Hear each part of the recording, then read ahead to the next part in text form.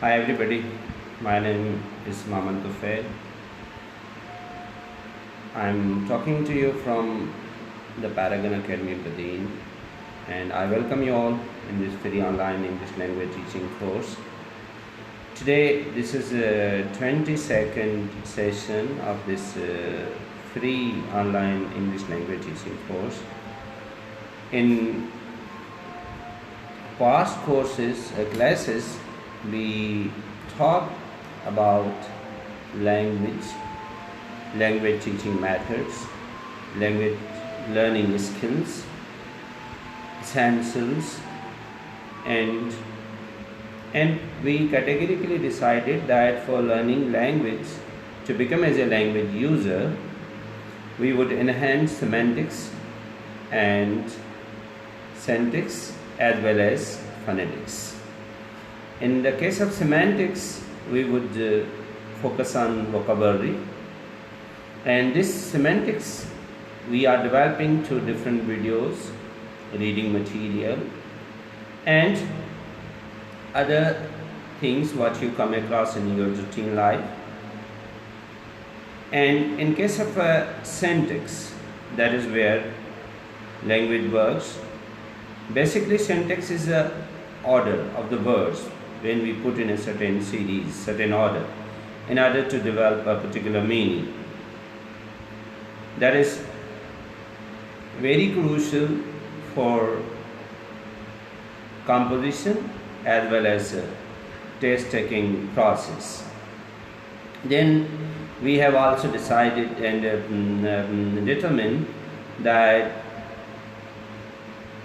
the way we pronounce words, it matters a lot.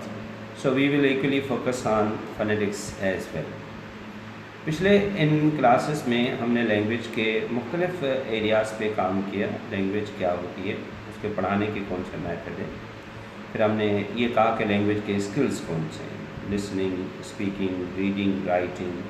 फिर हमने ये तफरीक किया कि जो रीडिंग, राइटिंग, लिसनिंग, स्पीकिंग, ये जो 4 स्किल हैं, जब हम L1 सीखते हैं जो हमारी मदर टंग है, उसमें 2 स्किल्स हम घर पे ऑलरेडी सीख लेते हैं, और स्कूल जाकर हम सिर्फ रीडिंग, राइटिंग सीखते हैं, लिसनिंग, स्पीकिंग हम घर पे सीख लेते हैं इन केस ऑफ L1.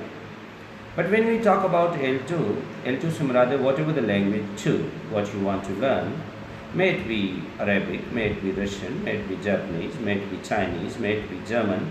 अगर ये लैंग्वेजेस आप सीख रहे हैं, they are simple L2 languages, and in order to learn them, इनको सीखने के लिए it is necessary that you equally focus on 4 skills. 4 skills पे आप बराबर फोकस करेंगे. You can't ignore any one of that. अगर आप इग्नोर कर रहे हैं रीडिंग को, तो that will be missing in your language. अगर आप listening नहीं कर रहे, that it will be missing in your language. Okay, it's likely a kind of a skill, a kind of a art. Okay, and if you will learn it, you will acquire it. आप उसको सीखेंगे। जिस तरीके से अगर किसी को bike चलाना आती है, तो इससे मुराद ये नहीं कि वो कार चला सकता है, कार चलाना एक अलग स्किल है। So that is what is a language for. Now in that sense हमने जो है ना वो इन 4 स्किल्स को फोकस करके जब हम आगे आए थे, तो हम फिर सिमेंटिक्स पे काम करना शुरू किया था, और हम सिंटैक्स पे भी काम कर रहे थे। अब इस सिंटैक्स के एतबार से आज हमारा ये जो है तकरीबन लैंग्वेज का आज वो 22वां सेशन है, और इस 22 सेशंस में की सेशंस के अंदर हमने सिंटैक्स में नाउन को डिस्कस किया। जब हम नाउन को पढ़े थे तो उसके प्रॉपर, कॉमन, फिर उसके जेंडर्स, उसके सिंगुलर, प्लूरल, इस पे हमने डिस्कस किया कैटेगरिकली। और जब हमने प्रोनाउन को पढ़ा था तो उसकी काइंड्स और केसेस को हमने फोकस किया था। जब एडजेक्टिव को पढ़ा था तो हमने उसके काइंड्स को भी फोकस किया था, उसकी डिग्रीज़ को भी फोकस किया था, और फिर हमने एडजेक्टिव्स के जो है वो जो उसके ऑर्डर ऑफ एडजेक्टिव होता है किसी भी सेंटेंस के अंदर, हमने उसको डिस्कस किया था। फिर एडजेक्टिव के बाद अभी हम 4th जब एरिया में इंटर में हुए थे वर्ब में, तो वर्ब पे हमने बहुत ज़्यादा डिटेल में काम किया। तकरीबन आज मेरी समझ में ये 5वां 6ठा सेशन है जो कंटिन्यूस वर्ब पे चल रहा है। हमने वर्ब के बेसिक्स पे बात की, फिर हमने एक्शन वर्ब या ऑक्सिलरी या हेल्पिंग या टेंस वर्ब, फिर linking verb, copular verb, modal verb, causative verbs, और एक्शन वर्ब में ट्रांजिटिव इंट्रांजिटिव वर्ब्स, उनको हमने डिस्कस किया।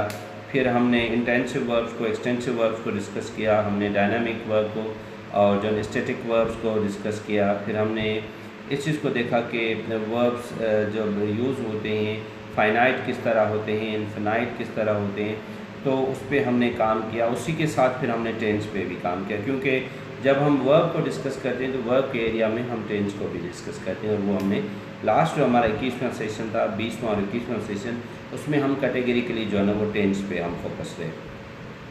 मैं जिस तरीके से इस कोर्स को डिज़ाइन करके लेकर जा रहा हूँ, तो मैं ये फोकस कर रहा हूँ कि एक तो जो लैंग्वेज यूज़र हैं उनको भी मैं जो है ना सिखाता चलूँ in order to learn language. जो स्टूडेंट्स इंटी टेस्ट की तैयारी करें, फिर MCAT की, ECAT की, मेडिकल इंजीनियरिंग की, ये कोर्सेज, ये ट्रेनिंग सेशन उनको भी फ़ायदा दे रहे, और जो हमारे फैकल्टी मेम्बर्स या बाकी साथी जो हमारे साथ काम करें, तो we are just having this multifarious aspects in mind while I am dispensing this information to you people. So आज का सेशन बड़ा इंटरेस्टेड है, और आज वर्ब का लास्ट सेशन होगा, क्योंकि आज हम एक्टिव वॉइस और पैसिव वॉइस को डिस्कस करेंगे। और ये वो वाइड एरिया है जिसके बारे में we have multiple misconceptions about active voice and passive voice. और मज़े वाली बात है, the way we have been dealing this active voice and passive voice in our routine teaching, our technique methods, that's really interesting and amazing as well. But what is its real impact in our language, जब proper sense में देखा जाए कि हमारी language में इसका impact क्या होता है, तो दैट इज़ रियली इंटरेस्टिंग। तो अब अगर कोई भी साथी आप में से मुझे ये बता दें कि मेरी वॉइस और अपना क्लियर है, तो हम फिर आगे इस सेशन को कंटिन्यू करें। एनीवन, क्योंकि आज कोई मैसेज यहाँ पे अपेयर नहीं आ रहा आपकी तरफ से, किसी का हो तो मुझे अगर सिर्फ ये हो जाए कि my voice is clear to you.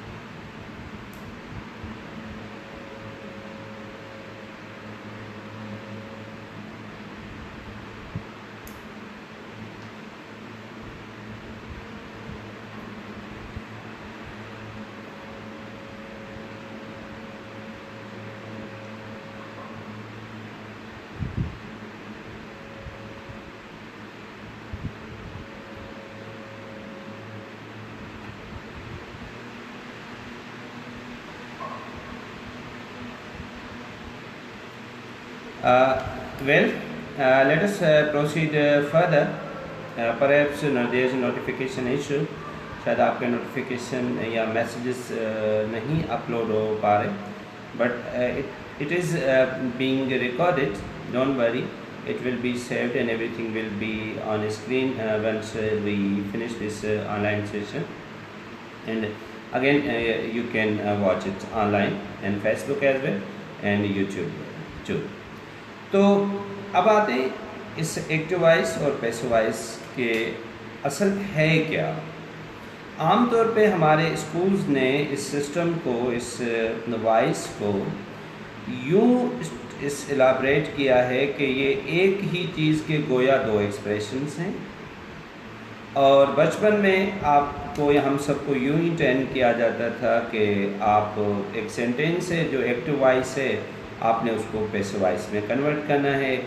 और स्टूडेंट्स के जहन में यही तस्वर होता है कि आई राइट ए लेटर और letter is written by me. ये जो सेंस डेवलप हुआ कि ख़त लिखता हूँ, मैं ख़त लिखता हूँ, ख़त लिखा जाता है मुझसे, that is really strange type of interpretation and the method. असल बेसिकली है क्या, एक्टिव वॉइस है क्या, और इसका लैंग्वेज में टेक्निकल यूज़ क्या है, that's very important to me. और पैसिव वॉइस बेसिकली है क्या और उसका लैंग्वेज में यूज़ कहाँ पे होता है, दैट्स वेरी इंपॉर्टेंट। तो पहले हम ये बात बिल्कुल गलत हो जाएगी ये कहना कि ये एक ही बात के दो एक्सप्रेशंस हैं, ऐसा नहीं है। ये दो अलहदा एक्सप्रेशंस हैं और इनका लैंग्वेज में जब हम इनको इस्तेमाल करते हैं तो इनका मकसद जो है ना वो डिफरेंट होता है। देखिए अब हम लैंग्वेज जो है ना, we are not learning language for to remember the rules. हम इसलिए लैंग्वेज नहीं सीख रहे कि कुछ रूल्स को याद करें। No, I am teaching you to learn language to use it for your purpose. आपका मकसद तो ये है कि लैंग्वेज आप सीखें और अपने मकसद के लिए इसको इस्तेमाल करें। And how would you be able to use that language for your purpose for communication when you know its function. इसलिए हम फंक्शन ग्रामर की तरफ क्यों जा रहे हैं? इसके लिए कि how what is its function in language, कि वो लैंग्वेज में क्या फंक्शन कर रहा है। And even we are teaching you functional English. Why we are teaching you functional English? Because the reason is very clear कि आपको हम उसके काबिल बनाएं जो आप ज़िंदगी में उस लैंग्वेज से कोई फंक्शन ले सकें। Because language does a particular function of a communication. So when you are clear about concepts and their uses, definitely you can get it the required function from that particular component of the language। तो उसी language के उसी component से जो आपका मकसद है वो आप हासिल कर सकते हैं। अब एक्टिव वॉइस क्या है? एक्टिव वॉइस का बेसिक तो काम ये है कि आप जब हम बात करते हैं तो या तो हम सब्जेक्ट का जिक्र करते हैं या ऑब्जेक्ट का जिक्र करते हैं। अब सब्जेक्ट से मुराद क्या है? देखिए ना, जो काम करने वाला है, जो फाइल है, वो हम उसको एज ए सब्जेक्ट डिस्कस करते हैं अंग्रेज़ी में। मैं सेंटेंस पे डिटेल बात कर चुका हूँ। मैंने सब सेंटेंस में जब बात की थी तो सेंटेंस को मैंने डिवाइड किया था सब्जेक्ट और प्रेडिकेट में। प्रेडिकेट में हमें वर्ब भी मिला था, ऑब्जेक्ट भी मिला था, कॉम्प्लीमेंट भी मिला था, एडवर्बियल भी मिला था। तो पहले तो हम सब्जेक्ट और ऑब्जेक्ट के कंसेप्ट को समझे। सब्जेक्ट से मुराद है कि जो काम करने वाला है, जो भी काम करता है वो सब्जेक्ट है। और जिस चीज़ पे काम होता है या जिस चीज़ को रेफ़र किया जाता है, जिस चीज़ का जिक्र होता है वो ऑब्जेक्ट है। तो हम रोज़मर्रा की ज़िंदगी में जब हम बात करते हैं ना, अब एक्टिव वॉइस पैसिव वॉइस है क्या? एक्टिव वॉइस पैसिव वॉइस से मुराद ये है कि अगर आप सब्जेक्ट का जिक्र करना चाह रहे हैं तो ये एक्टिव है, और अगर आप ऑब्जेक्ट का जिक्र कर रहे हैं तो ये पैसिव है। अब सब्जेक्ट का जिक्र कैसे होगा और ऑब्जेक्ट का जिक्र कैसे होगा? मिसाल के तौर पे मैं आपसे पूछूं कि सर रियाज क्या कर रहे हैं। अब सर रियाज एक सब्जेक्ट है और वो अगर पढ़ा रहे हैं तो आप क्या मुझे जवाब ये कह देंगे कि सर रियाज पढ़ा रहे हैं। जिक्र किसका हो रहा है? एक सब्जेक्ट का हो रहा है। तो आप कभी भी ये बात नहीं कि मुझे आकर कहेंगे कि फ़िज़िक्स पढ़ाई जा रही है। मैं कहूँ जी सर रियाज क्या कर रहे हैं और आप मुझे कहें कि फ़िज़िक्स पढ़ाई जा रही है। सर हसन उम्मीद क्या कर रहे हैं और आप मुझे कहें कि फ़िज़िक्स पढ़ाई जा रही है। That is not. अब देखिए, जब मैं आपसे जब पूछूंगा जिस सब्जेक्ट का जिक्र का, आप जवाब में मुझे उसके ऑब्जेक्ट का बताएंगे, तो उस सब्जेक्ट का बताएंगे। अगर मैं आपसे काम करने वाले के बारे में मालूमात मांगूंगा तो आप काम करने वाले के बारे में मुझे जवाब देंगे, और अगर मैं उस चीज़ ऑब्जेक्ट के बारे में आपसे पूछूंगा तो आपका जवाब भी उस ऑब्जेक्ट के बारे में होगा। अगर मैं पूछूं जी बाहर क्या खेला जा रहा है और मुझे आप जवाब में आकर कहेंगे सर बच्चे खेल रहे हैं। अब देखिए, आप सेंटेंस की शुरुआत कहाँ से करें? बच्चे से। मेरा यहाँ पे मकसद क्या है? मैंने क्या पूछा है कि बाहर क्या खेला जा रहा है, तो आप मुझे बता रहे हैं कि बच्चे क्रिकेट खेल रहे हैं। देखिए, आपका सेंटेंस दुरुस्त नहीं है, क्योंकि मेरा तो ये मकसद ही नहीं है ना कि खेलने वाला कौन है। मेरा तो मकसद ये जानना है कि खेला क्या जा रहा है। तो आपका जवाब यही होगा कि जी क्रिकेट खेली जा रही है। अब अगर मुझे यहाँ पूछे कि जी क्या पढ़ाया जा रहा है, तो मैं ये नहीं कहूँगा मैं पढ़ा रहा हूँ।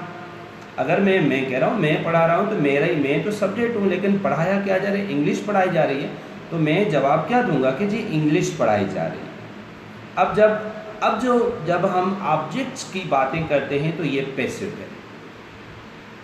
अब ये नहीं तरीका दुरुस्त सेंटेंस का कि हर सेंटेंस में आप ज़रूरी तौर पे बाय लगाएं तो पैसिव बनता है। ये कंसेप्ट ही उलट है, ये कंसेप्ट ही गलत है कि हाँ हम बाय लगाते हैं और एजेंट को रेफ़र करते हैं अगर ज़रूरत होती है, लेकिन हर सेंटेंस में बाय का लगाना लाजमी नहीं है।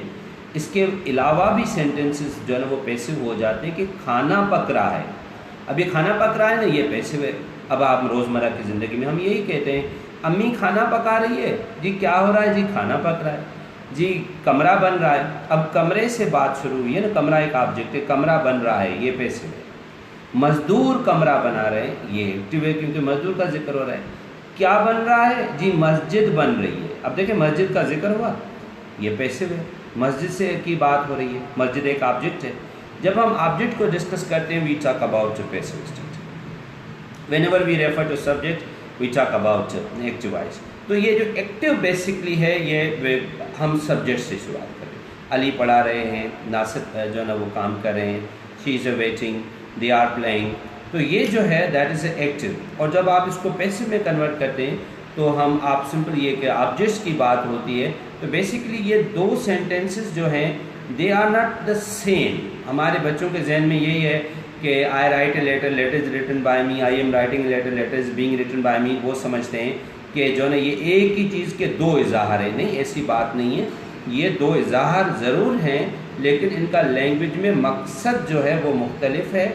आप एक्टिव को हमेशा तब यूज़ किया करें जब आप सब्जेक्ट को रेफ़र करते हैं कि मैं पढ़ा रहा हूँ, वो इंतज़ार कर रहे हैं, वो खाना खा रहे हैं, अम्मी सो रही है, ये सब एक्टिव है। अगर बात ये हो रही है कि किताबें तकसीम हो रही हैं, दवाइयाँ दी जा रही हैं, इंफॉर्मेशन शेयर की जा रही है, मरीज़ों का इलाज किया जा रहा है, ये सब पैसिव स्ट्रक्चर है, ये सब पैसिव है, क्योंकि यहाँ पे देखिए सब ऑब्जेक्ट की बात हो रही है। और रोज़मर्रा की ज़िंदगी में जो हम पैसिव को इस्तेमाल करते हैं वो ये करते हैं। ये पैसिव नहीं करते कि ख़त लिखा जाता है मुझसे, I write a letter and letter is written by me, ये जो पैसिवाइज का ड्रामेबाजी है that is not a real use of passive. जो पैसिव को हम एक्चुअली जो यूज़ करते हैं कि जी मैं आपसे पूछूं जी क्या कर रहे हो, तो आप कहेंगे सी मैं ख़त लिख रहा हूँ, I am writing a letter. मैं कहूँ जी क्या लिखा जा रहा है, तो आप थोड़ी कहेंगे आई एम राइटिंग लेटर, आप कहेंगे लेटर इज़ बीइंग रिटन, ख़त लिखा जा रहा है। अब लेटर इज़ बीइंग रिटन, ख़त लिखा जा रहा है, ये काफ़ी है। अगर कहीं कहीं हमें सब्जेक्ट में उस बाय को लगाते हैं एजेंट को रेफ़र करने के लिए, मैं ये नहीं कह रहा हूँ कि बाय लगाना गलत है, लेकिन मैं ये कह रहा हूँ कि ये जो आमतौर पे एक तस्वर है जो बचपन में स्टूडेंट्स को दिया गया है, तो वो सिर्फ टेस्ट तक बेचारे महदूद हो गए हैं। आप उसको कोई भी सेंटेंस दें कि आई राइट ए लेटर, वो आपको पैसिव में कन्वर्ट कर देगा, लेटर इज़ रिटन बाय मी। और इसीलिए फिर वो कहते हैं ना 500 वर्ड्स का जब ऐसे लिखना होता है तो हम लिख देते हैं कि शेक्सपियर रिटन 37 plays, फिर हम कहते हैं 37 plays were written by Shakespeare. One sentence is active voice, one is passive voice, and the count of number count goes on and on. So please be clear. मुझे उम्मीद है कि आपको इसका ये जो बेसिक जो मिथ है पैसिव एक्टिव और पैसिव की, ये क्लियर हो चुकी होगी आपके जहनों में, और आप इस एक्टिव को प्रॉपर अपनी लैंग्वेज में जो जिस तरह इसका इस्तेमाल होता है वो आप इसको करेंगे। अब हम जाते हैं इसकी जो है ना वो स्ट्रक्चर्स की तरफ, और let us go for the further structures. अब यहाँ पे अगर आप देखें कि this is active voice and passive voice, and अब एक्टिव वॉइस में I have clearly mention that this is used to refer subject, okay, it is used to refer subject, represent the subject, okay. जब भी हम subject की बात कर रहे थे we use this active voice that refers to subject. But when we talk about passive voice, तो passive voice जो है ना वो ऑब्जेक्ट की बात करता है। इसमें जो है ना मुराद है कि आप जिस चीज़ का जिक्र करें that's followed by object, okay. अब देखिए एक्टिव वॉइस की जो सेंटेंस स्ट्रक्चर है वो क्या है कि सब्जेक्ट वर्ब ऑब्जेक्ट, ओके। इसमें तीन चीज़ें आती हैं, पहले काम करने वाले का जिक्र, फिर जो वर्ब है, और उसके बाद जो है ना ऑब्जेक्ट जिस चीज़ पे काम हो रहा है that. Wasim writes a letter, look at that sentence. Wasim जो है ना वो सब्जेक्ट है, राइट वर्ब है, और लेटर ऑब्जेक्ट है जिस चीज़ पे वो काम हो रहा है। अब अगर पैसिव वॉइस की अगर आप स्ट्रक्चर्स पे जाएंगे तो इसका जो है ना वो तरीक़ेकार ये होता है कि जो है ना पहले हम सब्जेक्ट को ये करते हैं, क्योंकि जो सेंटेंस में ऑब्जेक्ट होता है एक्टिव वॉइस में वो पैसिव वॉइस का सब्जेक्ट बन जाता है। और जो ये जो लेटर जो पहले ऊपर वाले सब्जेक्ट में ऑब्जेक्ट था, ये इस सेंटेंस का सब्जेक्ट बन गया। सब्जेक्ट के बाद हम टेंस वर्ब डालते हैं। टेंस वर्ब से मेरी मुराद है जो भी टेंस है, प्रेजेंट है, पास्ट है, कंटिन्यूस है, परफेक्ट है, व्हाट एवर द टेंस, आप वो टेंस वर्ब डालते हैं। वो इज़ भी हो सकता है, वो वाज भी हो सकता है, वो शैल भी हो सकता है, वो हैज़ बीन भी हो सकता है, हैव बीन भी हो सकता है। We put tense verb. उसके बाद we put the third form of action verb, okay. जो वर्ब उसमें डाला जाता है we simply put the third form of that verb, and then finally we come to the agent और we call the doer of action. जो उसमें जो function कर रहा है, जो काम कर रहा है, उसी को हम लास्ट में डिस्कस करते हैं। मगर ये लाजमी नहीं है कि हर सेंटेंस के अंदर ये बाय की स्ट्रक्चर्स डालना, that's not necessary, okay. A letter is written, अच्छा ये आप कब लगाते हैं? वैसे मैं कहता हूँ आई राइट ए लेटर, मैं ख़त लिखता हूँ, बट व्हेन आई से लेटर इज़ रिटन, अगर कोई आपसे ये पूछे कि ख़त लिख दिया, आपने कहा येस लेटर इज़ रिटन, बस ख़त लिख दिया। फूड इज़ कुक्ड, खाना पक गया। ये पैसिव का प्रैक्टिकल यूज़ यही है। ये जो बचपन में क्लासेस में जो ये एक डाला गया कि एक सेंटेंस के 2000 I write a letter is written by me, she is writing a book and book is being written by me. असल में जो पैसिव का बेसिक जो लॉजिकल यूज़ है वो ये कि जब आप बुक के बारे में मालूमात देना चाह रहे हैं कि किताब लिखी जा रही है, खाना पक रहा है, खाना पक रहा है, ये जो चीज़ें हैं ना ये पैसिव है, क्योंकि अभी खाने का जिक्र हो रहा है। हाँ, अम्मी खाना पका रही है, अब अम्मी का जिक्र हो रहा है तो you are using active voice. खाना पक रहा है, अब खाना जो कि एक ऑब्जेक्ट है, एक चीज़ है, उसका जब जिक्र होगा you have to use passive voice. So this is how we put this active and passive. क्योंकि मैं ये जो मैंने पहले भी आपको काफ़ी मरतबा बताया था कि जब ये कोर्स मैंने शुरू किया था तो मैंने सबसे ज़्यादा बॉटम लाइन जहन में रखी हुई है, जो मैक्सिमम बच्चे हमारे इस टाइम घरों पे बैठे हैं, मैं फोकस कर रहा हूँ कि मैं उनको इंगेज करूँ और हम आस्ता आस्ता इन कंसेप्ट को डेवलप करके फिर उनको ले जाएं। क्योंकि इस टाइम जो सबसे बड़े से बड़ा हमारा लॉस हो रहा है वो हमारी स्कूल्स के और जो कॉलेजेस के बच्चे हैं ना, उनका घर पे बैठना ये हमारे लिए बहुत ज़्यादा भयानक है, क्योंकि वो इंगेज नहीं हो पा रहे। जो ग्रोन अप हैं, जो एडल्ट हैं, वो फिर भी थोड़ी बहुत सेल्फ स्टडीज़ कर सकते हैं, बट दे नीड टीचर्स, क्योंकि ये जो बच्चे होते हैं इनको प्रॉपर टीचिंग और गाइडेंस की ज़रूरत पड़ रही है। So for that we have to go in accordance with this line. तो अब देखिए ना, एक बात सिंपल यहाँ तक नहीं, अभी आपके सामने छोटे ये सेंटेंसेस हैं। आप देखिए, आई राइट में लिखता हूँ, आई एम रिटन, ये पैसिव स्ट्रक्चर है। वहाँ पे वो काम कर रहा है, उसमें उस पर काम हो रहा है। आई एम रिटन, मुझे लिखा जाता है, मकसद मैं नहीं लिखता पर मुझे लिखा जाता है।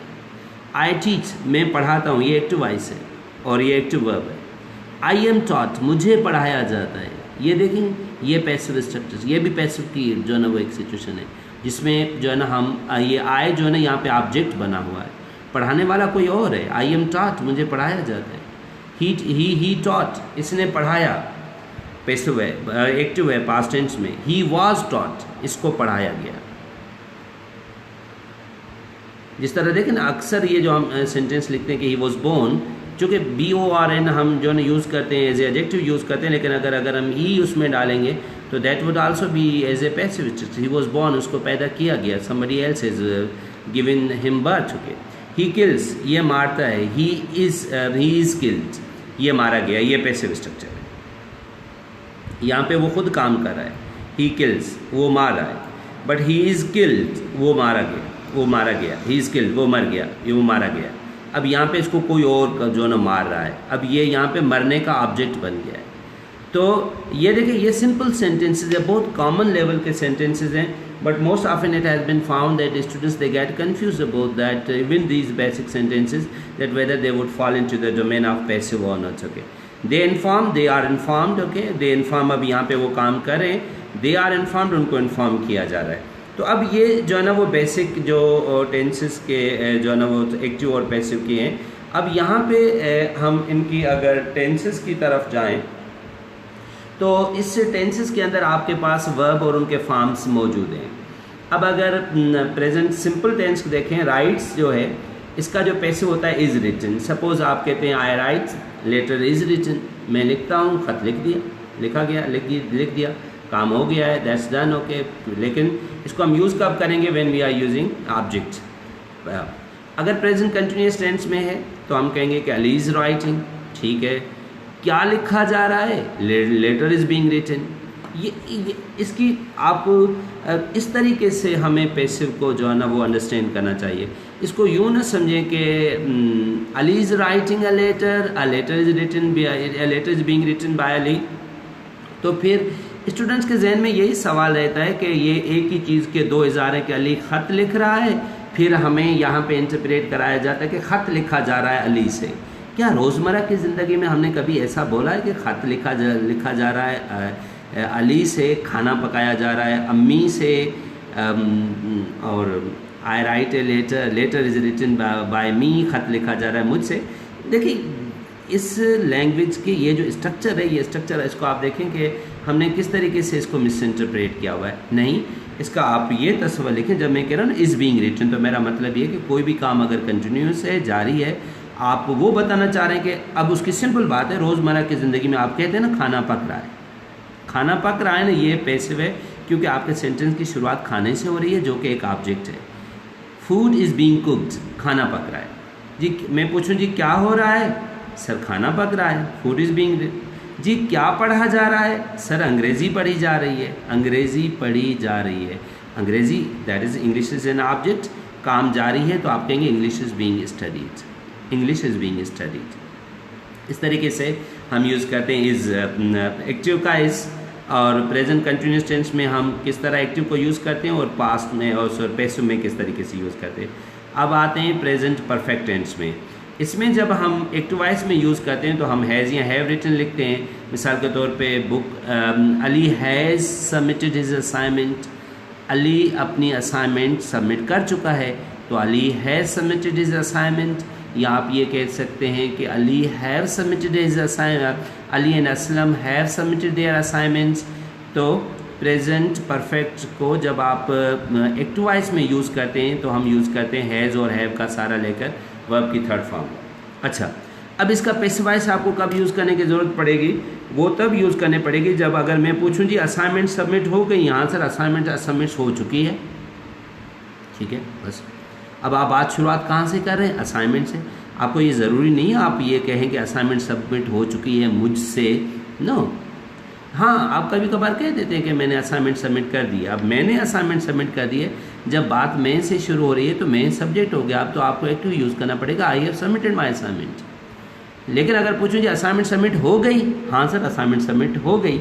अब देखें मैंने आपसे असाइनमेंट का पूछा, ऑब्जेक्ट का, आपने जवाब भी एग्जैक्ट असाइनमेंट से शुरू किया। जब आप असाइनमेंट से जवाब शुरू करें, असाइनमेंट ऑब्जेक्ट लिया, अब आपने पैसिव वॉइस का प्रॉपर अपनी नेचुरल सेटिंग में पैसिव वॉइस का यूज़ करें कि assignment has been submitted, that is way really okay. एक और बड़ी मिथ है कि has been written, this present perfect continuous tense.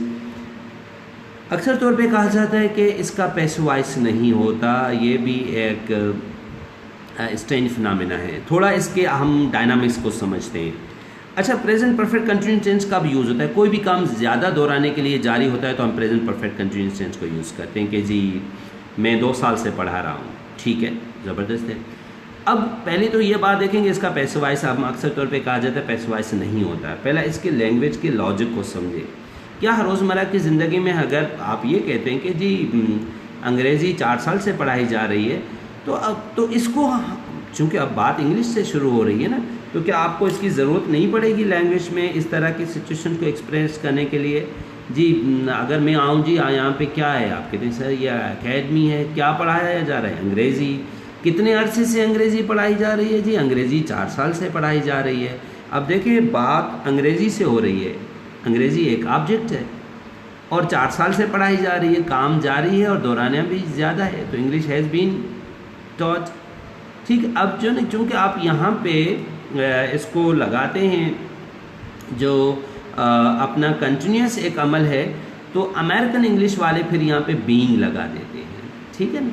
Otherwise फिर ये कि English has been taught for 5 years, नहीं तो फिर ये होता है कि जो ऊपर वाला जो है प्रेजेंट परफेक्ट टेंस है उसको आप जो है ना यूज़ कर देते हैं, क्योंकि वो भी वही आपका पर्पस सर्व कर देता है कि 4 साल तक अंग्रेज़ी पढ़ाई जा चुकी है तो हम उसको यूज़ कर देते हैं। लेकिन अमेरिकन इंग्लिश इसकी जगह पर यह भी स्ट्रक्चर यूज़ कर रही है कि इंग्लिश हैज़ बीन बीइंग। अब मसला ये होता है कि इस बीइंग का हैज़ बीन टॉट, अगर आप ये कह रहे हैं कि English has been taught for 10 years, तो आपका मफहूम मकसद वही हो रहा है कि 10 साल तक अंग्रेज़ी पढ़ाई जा चुकी है, तो मकसद वो काम कंटिन्यूस है। ये जो हैज़ बीन रिटन तक जब बात थी, ये बात आपके परफेक्ट टेंस जो था ना इसका पैसिव वॉइस भी कर रहा था, वही मफहूम सर्व कर रहा था। लैंग्वेजेस मफहूम पे मतलब पे चलती हैं, वो उसका मफहूम जो मतलब था वो सर्व कर रहा था। इसके लिए आमतौर पे ब्रिटिश वाले इसको वो नहीं यूज़ करते, लेकिन अमेरिकन इसमें जो ना एक और हेल्पिंग वर्ब का इजाफा कर देते हैं, दैट्स बीइंग। क्योंकि बीइंग जब भी हम लगाते हैं तो जो चीज़ कंटिन्यूस होती है वी यूज़ बीइंग, ओके। तो वो कहते हैं कि English has been being taught for 10 years, कि अंग्रेज़ी 10 साल से पढ़ाई जा रही है। बहरहाल this is a bit technical. If you follow American patterns you can use it, otherwise you can use present perfect tense, passive voice of present perfect tense, and it serves the same purpose.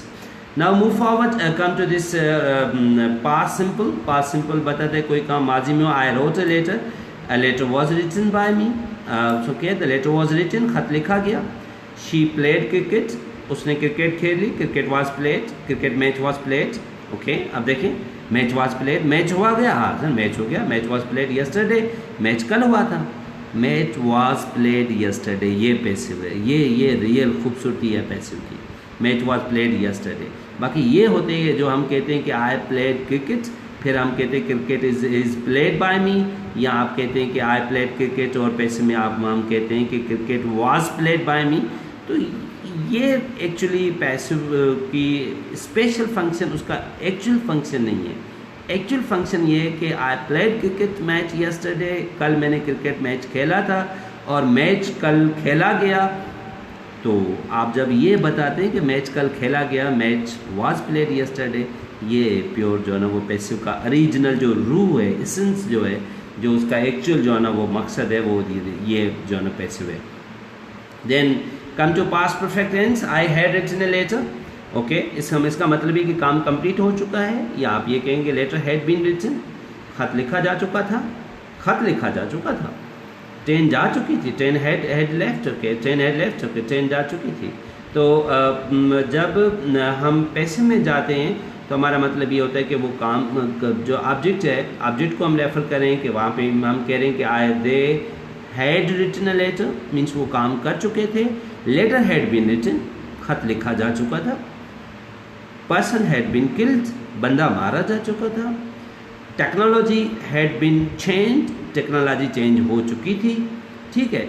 तो इस तरीके से हम जो है ना यहाँ पे पैसिव स्ट्रक्चर लगाकर जो है ना ऑब्जेक्ट को रेफर करते हैं। फिर पास्ट परफेक्ट कंटिन्यूस टेंस में वही लॉजिक होगा जो मैंने प्रेजेंट परफेक्ट कंटिन्यूस टेंस में आपको बताया था कि बीइंग का इजाफा करना, और अगर आप ये ना करें तो आपका जो पास्ट परफेक्ट टेंस है वो भी इसी मकसद को सर्व कर सकता है इन दैट सेंस, ओके।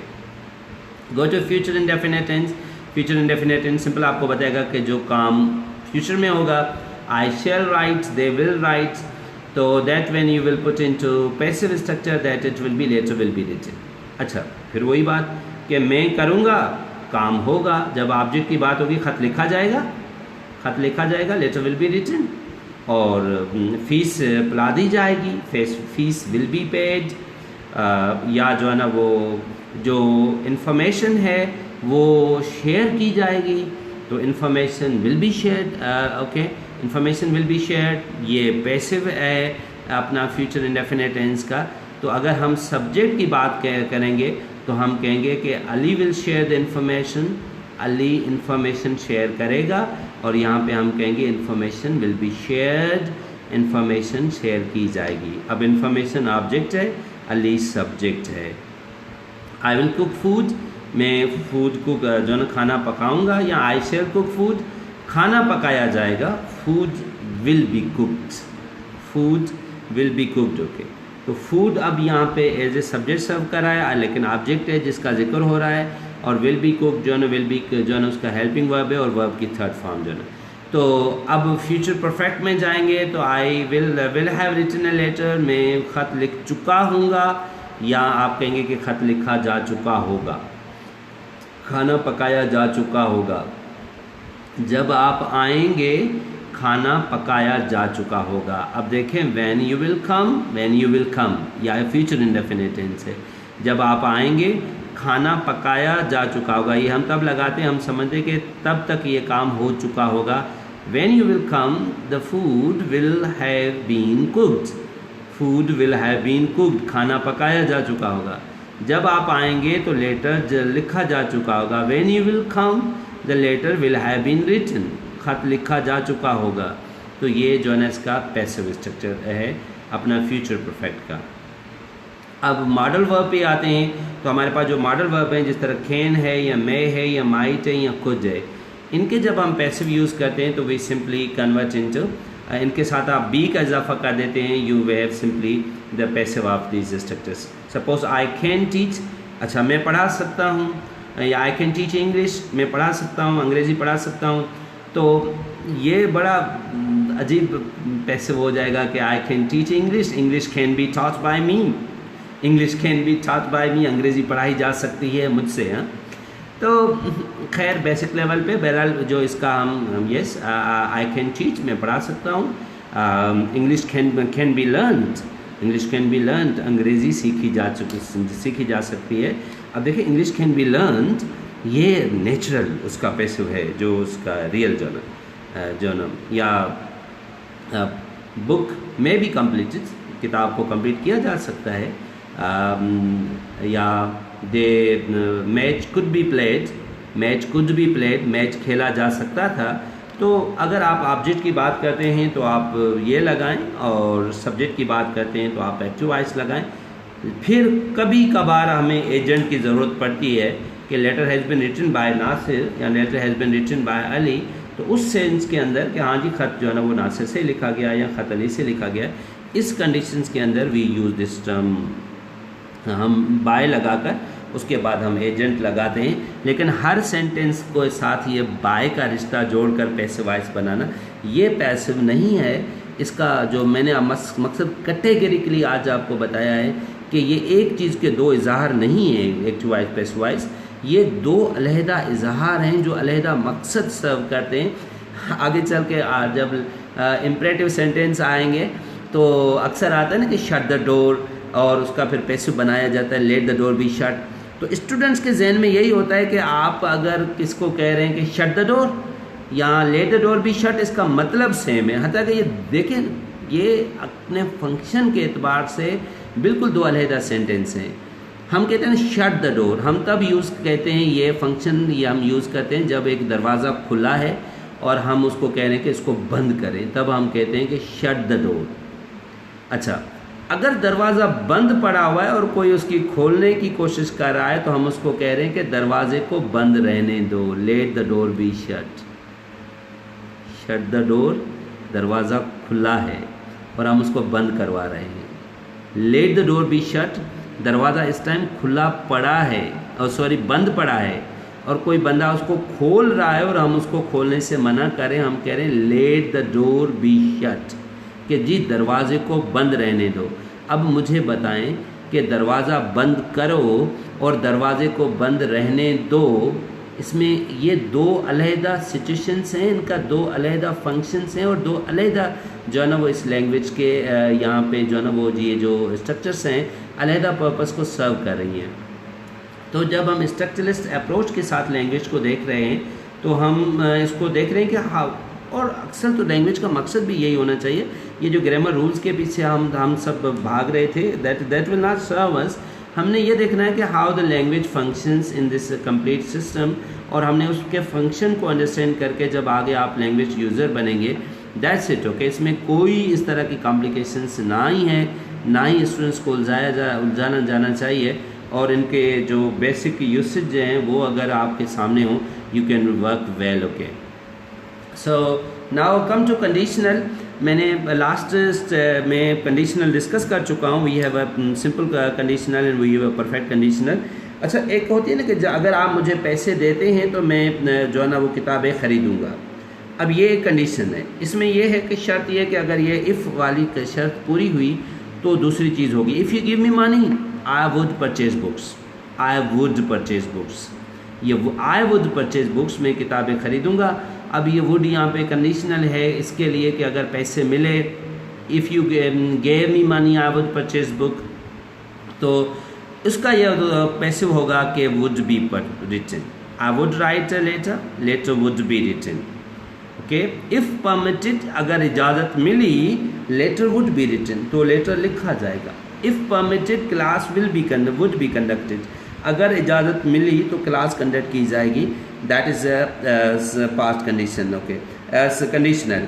अब परफेक्ट कंडीशनल में हम तब जाते हैं जब वो शर्त पूरी ना हो और वो तो आगे वो कंडीशन भी पूरी ना हो, वो चीज़ भी पूरी ना हो, तो then we go to perfect conditional. जिस तरीके से मैं कहूँ कि पहली कंडीशन ये थी कि if you give me money I would purchase books, अगर आप मुझे पैसे देते हो तो मैं किताबें ख़रीदूँगा, आई वुड परचेज बुक्स। लेकिन अगर मैं कहूँ कि इफ़ अब आपने मुझे पैसे नहीं दिए और मैंने किताबें नहीं ख़रीदी, तो मैं क्या कहूँगा कि if you had given me books, if you had given me money, अगर आप मुझे पैसे देते, आई would have purchased book, I would have purchased book, तो मैं जो है ना वो किताबें ख़रीद कर सकता या कर लेता। लेकिन चूंकि अभी वो पैसे नहीं मिले तो वो जो है ना वो कंडीशन ही पूरी नहीं हुई तो वो काम भी नहीं हुआ। अगर मुझे आप अपना फ़ोन नंबर देते तो मैं आपको कॉल करता। If you had given me your phone number I would have called you, but you had not given me your cell number I wouldn't have called you. मगर आपने मुझे सेल नंबर नहीं दिया तो मैंने आपको जो है ना वो कॉल नहीं की। तो ये जो वुड हैव रिटन है, ये जब पैसिव में जाएगा तो क्या हो जाएगा, वुड हैव बीन रिटन के जो है ना वो ख़त लिखा जा सकता था, जा चुका होता। अगर इजाज़त मिली होती तो ख़त लिखा जा चुका होता, letter would have been written.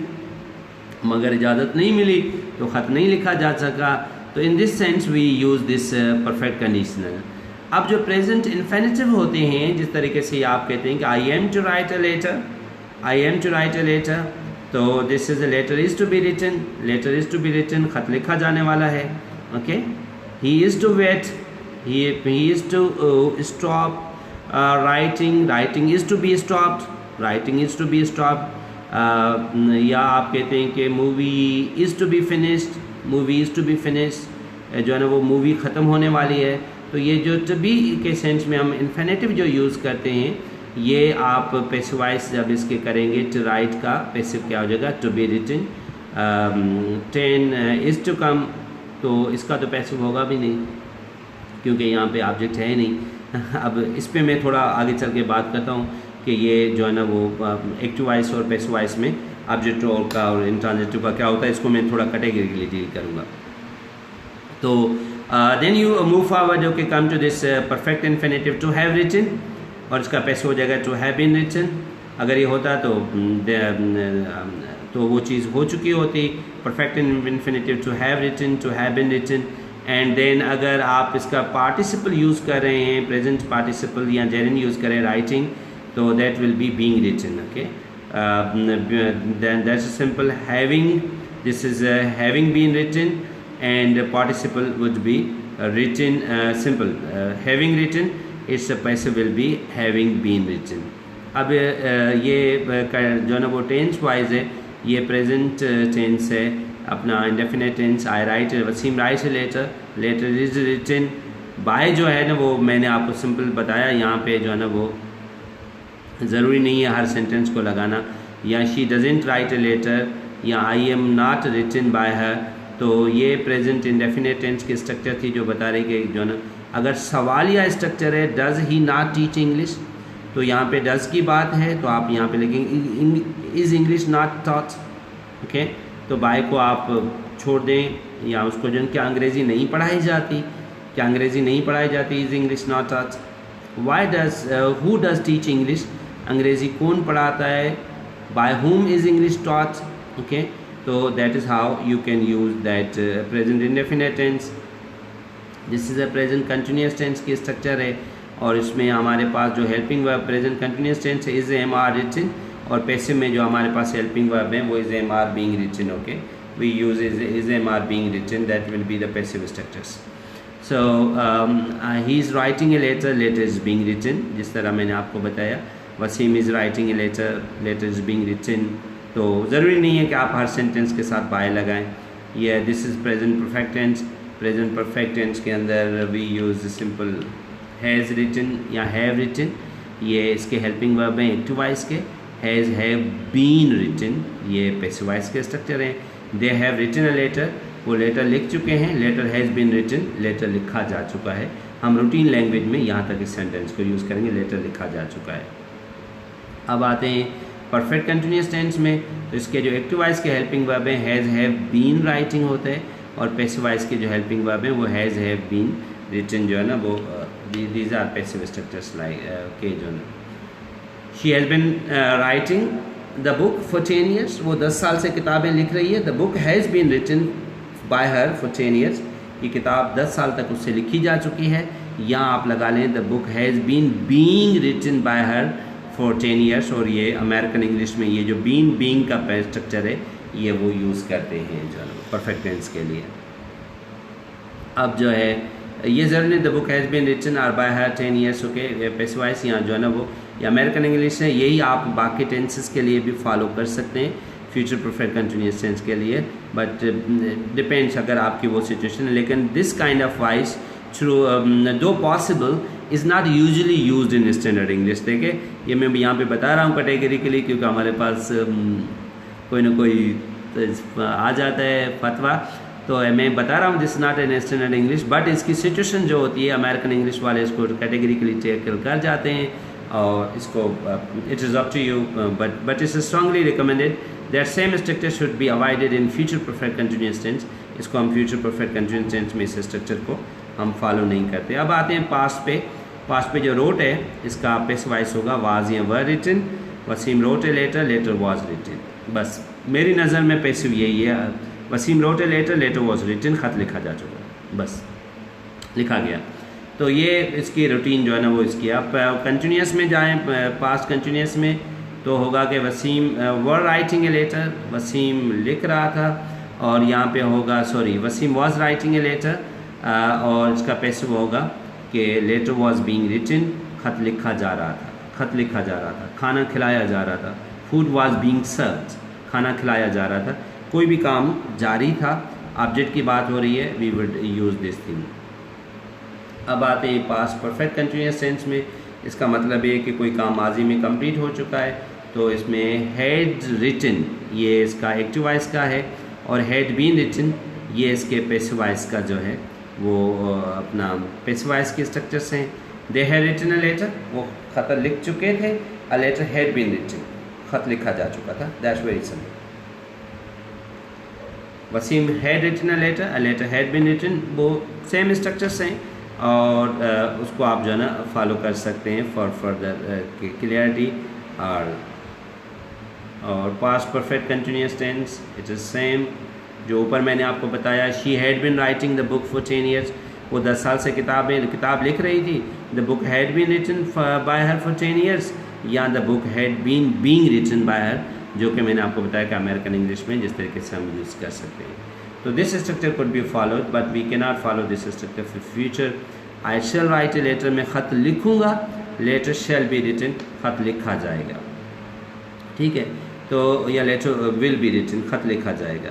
अब लेटर की बात हो रही है तो पैसिव है। जब मैं खाना खाऊंगा, आई शैल ईट फूड, खाना खाया जाएगा, फूड विल बी ईटन या food will be served, food will be served, खाना खिलाया जाएगा, पानी पिलाया जाएगा।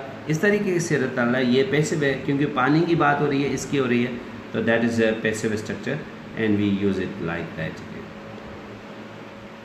फ्यूचर कंटिन्यूस टेंस की हमें वॉइस नहीं होता, परफेक्ट टेंस के अंदर जो वॉइस हम यूज़ करते हैं फ्यूचर परफेक्ट में, तो Asma will have finish the book by next Monday, the book will have been finished by Asma by the next Monday, या book will be finish will have been finish by next Monday, अगले Monday तक book ख़त्म हो चुका होगा, अगले Monday तक book ख़त्म हो चुका होगा। देखिए बुक से शुरुआत हो रही है, पैसिव है, अस्मा से शुरुआत हो रही है, एक्टिव है, ये सब्जेक्ट है, काम करने वाली ये बुक ऑब्जेक्ट है जिस पे काम हो रहा है। तो इस तरीके से जो है ना ये। अब आते हैं मॉडल वर्ब के ऊपर ना, जो I can drive a car can be driven, car चलाई जाएगी।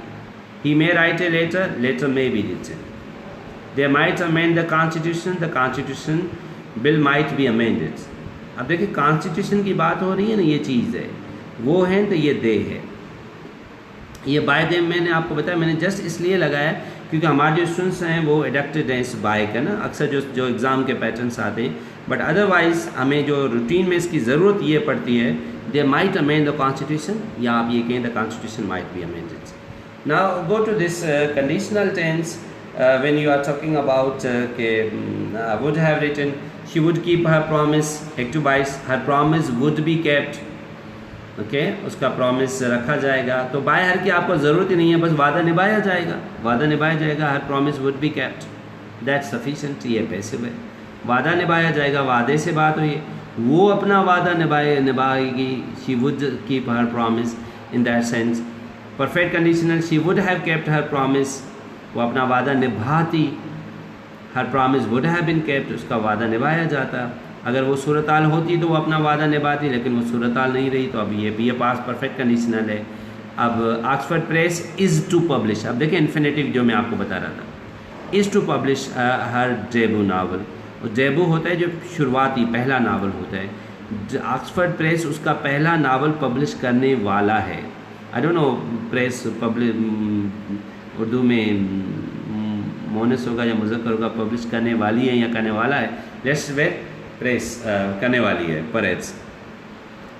हर डेबू नावल उसका पहला नावल पब्लिश होने वाला है, इज़ टू बी पब्लिश। अब बाय ऑक्सफोर्ड की यहाँ पे हमें इतनी ज़रूरत नहीं, अगर आप रेफ़र करना चाहते हैं कि ऑक्सफोर्ड करा है तो इट्स ओके, लेकिन असल यहाँ पे जो इन्फॉर्मेशन का फोकस है ना वो उसका नावल है। यहाँ पे जो इन्फॉर्मेशन का फोकस है ना वो ऑक्सफोर्ड प्रेस है। ऑक्सफोर्ड प्रेस उसका पहला नावल करने वाली है, उसका पहला नावल जो है ना वो पब्लिश होने वाला है। That's the difference. ये अलग दो एक्सप्रेशंस हैं और इन्फिनेटिव में दोनों को इस्तेमाल किया गया। अब परफेक्ट इन्फिनेटिव में they are to have publish the book, they are to have publish the books, okay, वो पब्लिश कर चुकने वाले हैं या कर देने वाले हैं। The books are to have been publish, okay, या बुक्स पब्लिश हो जाने वाले हैं, मकसद कंप्लीट होने वाले हैं। प्रेजेंट पार्टिसिपल स्ट्रक्चर्स देखें कि शी प्रेफर्ड राइटिंग बुक्स, वो किताबें लिखना प्रेफर करती थी। She preferred writing books, books were preferred to be written. She preferred writing books, वो किताबें लिखना प्रेफर करती थी। ये जो है ना वो पार्टिसिपल की जो सिचुएशंस में हम लगे। Books were preferred to be written, किताबें जो है ना वो प्रेफर होती थी वो लिखने में, मीन्स बुक्स वर प्रेफर, किताबें प्रेफर हुई लिखने में, तो वो क्या प्रेफर करती थी, यहाँ पे किताबें प्रेफर होती थी। तो ये जो इन्फिनेटिव यूज जो पार्टिसिपल यूज़ हुआ है राइटिंग का कि शी प्रेफर्ड राइटिंग, कि वो राइटिंग को प्रेफर करती थी, यहाँ पे बुक्स वर प्रेफर्ड, किताबें प्रेफर हुए थे टू बी रिटन, के वो जो है लिखे जाते। अब परफेक्ट पार्टिसिपल पे जाएं। Having tied one end of the rope to his bed he threw the other end out of the window. So having tied one end of the rope to his bed, bed से एक सिरा बांधकर he threw the other end out of the window. That's okay. Having tied. So the one end of the rope having been tied to his bed, having tied, having been tied. Okay, that is the basic. One end of the rope having been tied to his rope, the other end was thrown out of the window. अब देखिए यहाँ पे having tied the one end of the rope, यहाँ पे के the one end of the rope having been tied. अब ये जो एंड था, जो यहाँ पे ऑब्जेक्ट था, उसी को हमने जो है ना यहाँ पे सब्जेक्ट बनाकर और उसका जो है ना वो पैसिव कर दिया। अब इसमें जो प्लेसमेंट ऑफ वर्ब एडवर्ब आती है, that is a bit important to discuss कि एडवर्ब की पैसिवाइज में पोजीशंस क्या होनी चाहिए। जब हम एक्टिव से पैसिव करते हैं, he writes weekly a letter to his father. अब ये भी हो सकता है कि ही राइट्स वीकली या he weekly writes a letter to his father. तो ये जो वीकली है ना ये एडवर्ब है। अब जब हम पैसिव में करते हैं तो इसकी कहाँ पे पोजीशन होनी चाहिए, तो अक्सर जो है इसकी पैसिव पोजीशन जो होती है वो हेल्पिंग वर्ब के बाद और एक्शन वर्ब से पहले। अब देखिए वीकली को हमने कहाँ एडजस्ट किया है, जो हमारा हेल्पिंग वर्ब यहाँ पे इज़ है, जो भी उस टेंस का हेल्पिंग वर्ब हो, इज़ हो, एम हो, आर हो, हैज़ हो, है वो, जो भी हो सकता है, उसके साथ आप जो है ना वो कनेक्ट कर, उसके बाद आप रखें एडवर्ब को, फिर उसके बाद थर्ड फॉर्म ऑफ वर्ब। तो वीकली को जो एक्चुअल जो है ना वो सिचुएशन में हमने इसको जो है ना वो रखा है। A letter is weekly written by her to his father. तो ये that is the appropriate positions of a passive voice. Now let us talk about imperative sentence. Imperative sentence मैंने आपको क्लियर बता दिया। Shut the door, दरवाज़ा बंद करें, ये एक्टिव वॉइस है।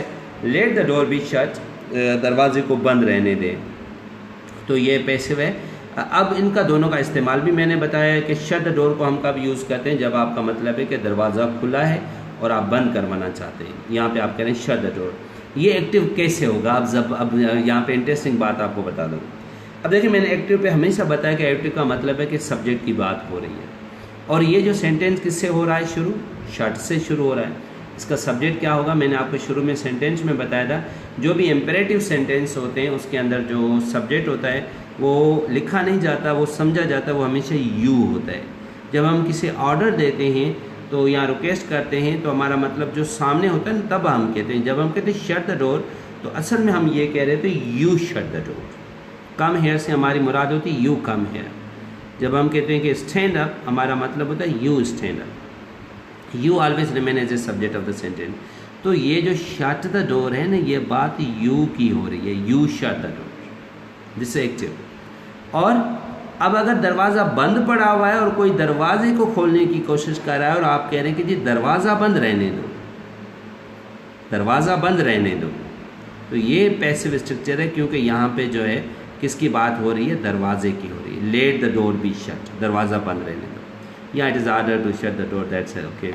ये हमारी जो टेस्ट पॉइंट है उन हवाले से जो ना। अब ये सवाल है, सवाल हम कहते हैं who does play the match, match कौन खेलेगा, by whom is the match played, match किससे खेला गया। तो ये सवालिया जो होते हैं इसके लिए जो है ना आप यूज़ करते हैं कि who is match played by, या when where why did he pay money, when where why was money paid. तो जो WH से जो हम सवाल बनाते हैं उसको जब आप पैसिव वॉइस में करते हैं तो आप वो WH की जो स्ट्रक्चर है उसको आगे रखेंगे और उसके बाद फिर जो है अपना जो ऑब्जेक्ट है उसको ले आएँ और फिर जो है वर्ब की थर्ड फॉर्म यूज़ करके हम पैसिव वॉइस बना सकते हैं कि जिस तरह यहाँ पे हु इज़ ये है, when did he pay money, when did he pay money, तो हम क्या कहेंगे, व्हेन वाज मनी पेड। चूँकि मनी सिंगुलर, मनी जो है सिंगुलर है तो हमने वाज उसके साथ हेल्पिंग वर्ब लगाया। अगर इस तरह के से यहाँ पे सब्जेक्ट जो अगर प्लूरल होता तो हम व्हेन के बाद फिर प्लूरल लगाते। इस तरीके से जो है ना हम जो है ना इसको we can put into passive structures. अच्छा, सम वन है, कुछ ऐसे सेंटेंसेस होते हैं कि जिसमें सब्जेक्ट क्लियर नहीं होता। Someone has written a letter, किसने लेटर लिखा है, तो आप ये कहेंगे कि या she has been written a letter, उसे ख़त लिखा गया बस। Someone has written a letter, letter has been written, okay. तो बाय समवन इस तरह की जो है ना वो ज़रूरत नहीं होती। ये पैसे बात she has been written a letter, उसको ख़त लिखा गया, ये शी ऑब्जेक्ट है, उसको लिखा जा रहा है, she has been written letter. A letter has been written to her, okay, या उसको ख़त लिखा गया। अच्छा, कुछ ऐसे जो है ना वो सेंटेंसेस हैं जिसमें बायज़ लगाना ज़रूरी नहीं होता, तो ये पैसिव वॉइस के होते हैं, लेकिन उसमें जो है ना जिस तरह होता है ना, द स्नो कवर्स द हिल।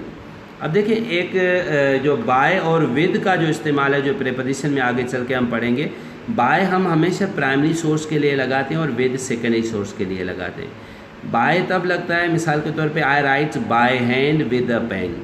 अब जब मैं हाथ जो है ना वो मेरा प्राइमरी सोर्स है और जो पेन जो है वो सेकेंडरी सोर्स है, तो मैं से कहता हूँ I write by hand with a pen, I paint by hand with a brush, by hand with a brush. Snake is killed by Ali with a gun. अब देखिए अली प्राइमरी सोर्स है, बाय, गन सेकेंडरी सोर्स है, तो with. तो यहाँ पे भी कुछ ऐसी चीज़ें होती हैं जो वहाँ पे, लेकिन वो एक्टिव ऑब्जेक्ट नहीं होते। The hill, the snow covers the हिल। अब हम यहाँ पे ये नहीं कह सकते हैं अब कि जो है ना वो the hills are covered by snow, ना, क्योंकि स्नो जो है ना कोई एक्टिव सब्जेक्ट नहीं है, ठीक है। द स्नो कवर्स द हिल, लेकिन ये स्नो जो है ना एक्टिव सब्जेक्ट नहीं है, ये जो है ना वो सेकेंडरी जो है ना है, प्राइमरी सोर्स नहीं है। तो हम क्या कहेंगे, the hills are covered, hills object है, इसको आगे ले आए, द हिल्स आर कवर्ड। अब हिल्स प्लूरल हैं तो हमने आ लगाया, कवर के थर्ड फॉर्म में कन्वर्ट किया, the hills are covered with snow. यहाँ पे ये नहीं लगाएंगे बाय स्नो, जिस तरह ऊपर हमने कहा ना कि snake is killed by Ali, यहाँ पे हम ये नहीं कहेंगे the hills are covered by snow, that should be with snow, क्योंकि ये विद यहाँ पे सेकेंडरी सोर्स के लिए। The sheet covers the table, the sheet covers the table, the table is covered with sheet, not just by the sheets, okay. तो इस तरीके से जो है ना हम यूज़ करते हैं। अब एक बात जो यहाँ पे इम्पोर्टेंट है वो ये है, जिस तरीके से अक्सर जो है ना, अब मैंने कहा कि जब हम कहते हैं ना कि आई लव, ये कौन सा वर्ब है, ये जो है ना वर्ब जो है ना जो इंट्रांजिटिव वर्ब होते हैं, वर्ब हमारे पास या ट्रांजिटिव होते हैं या इंट्रांजिटिव होते हैं। जो ट्रांजिटिव वर्ब होते हैं उनको ऑब्जेक्ट चाहिए और जो इंट्रांजिटिव वर्ब होते हैं उनको जो है ना वो नीड्स ऑब्जेक्ट।